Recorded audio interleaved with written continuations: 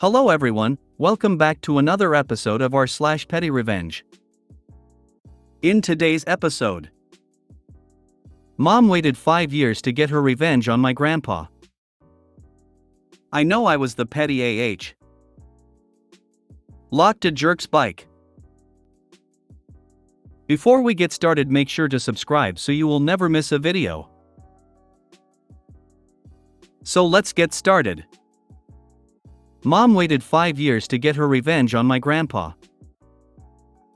This is a funny story my mom always likes to tell. Back on the year 1997, some days after my sister was born, my parents decided to visit my dad's hometown to show my grandparents their first grandchild coming from my dad. They were in love with the little girl. During the time my parents, were there, Mom and Grandpa were left alone, playing with my baby sister and talking to each other, and went like this. "Mom, she is so pretty, she looks like me." "GP, oh, don't worry about it, they grow out of it." This was obviously a joke, but my mother never forgot it. Then, after 5 years I was born, and again, my parents went to visit my dad's hometown, this time showing baby me, and my grandpa absolutely loved me, and said, "OMG, look at him. So handsome, and he looks like me." To which my mom, not losing the opportunity, replied, "Oh, don't worry, they grow out of it." They both laughed at it. My grandpa knew that it was exactly what he said to her 5 years before and remarked on how she returned the favor. Him. Just a little and harmless fun revenge from my mother. Hope everyone reading this has a great day. That warmed my heart and made me smile. My family has a similar story. When my aunt was born, she had a red spot on her head. My uncle, her older brother by a few years, visited his mom and little sister at the hospital and said, "That spot is ugly, can we take another baby home?" More than 30 years later, his son was born and had the same spot on his head. My aunt visited them after the birth and asked her brother if he also wanted to take another one home this time. This is better than the OP story. That was not what I expected. Glad it was some cute banter between in-laws.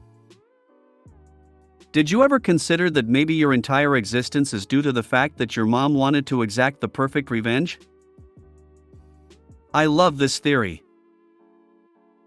Now that's some petty revenge that I can get behind. I know I was the petty AH. My ex used to get mad at me for using his socks. He would tell me I was irresponsible for not keeping up after mine and then using his, only to misplace the pair I borrowed or having it dirty and not cleaning it immediately after using it.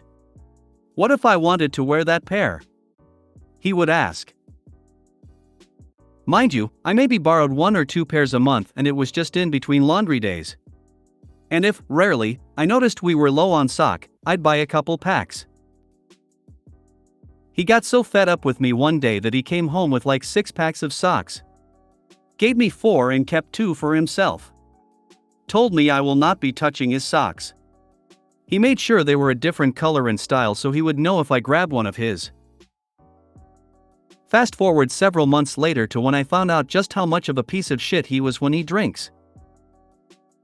I moved out less than a week later and I took every sock in that house.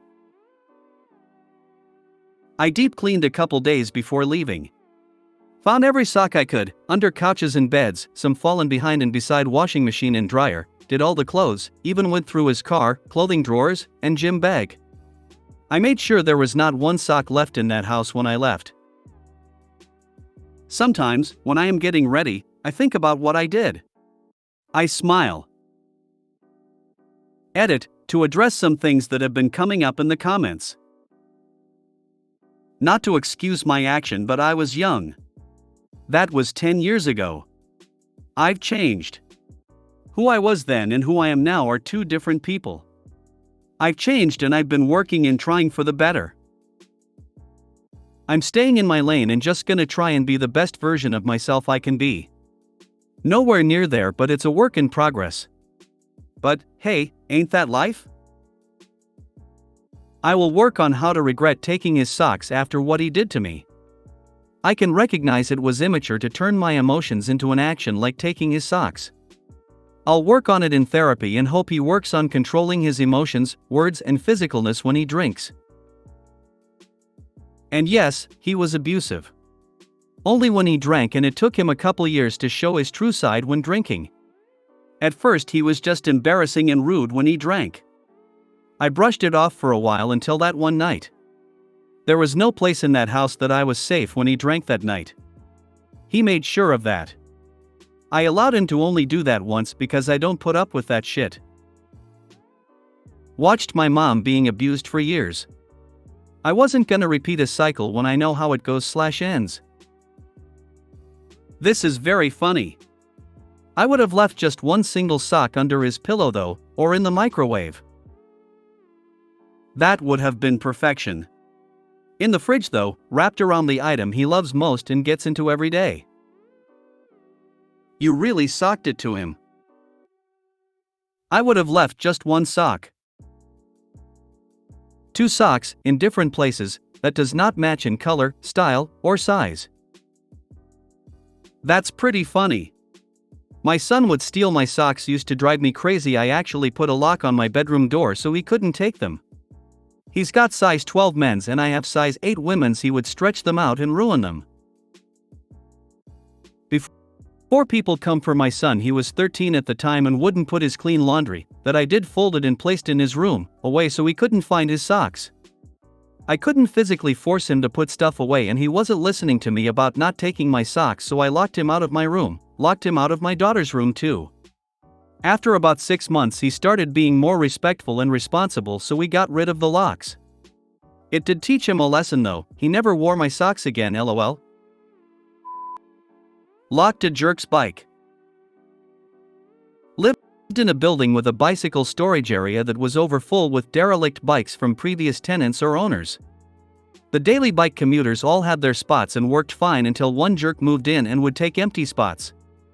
I'd slide his bike over to make room and he would get mad and put notes to not touch his bike, then started letting air out of tires of our bikes. Loosened seat posts and handlebars and other acts of sabotage. When I moved out of the building, I took my bike last and used my U-lock to lock his bike to the rail and left.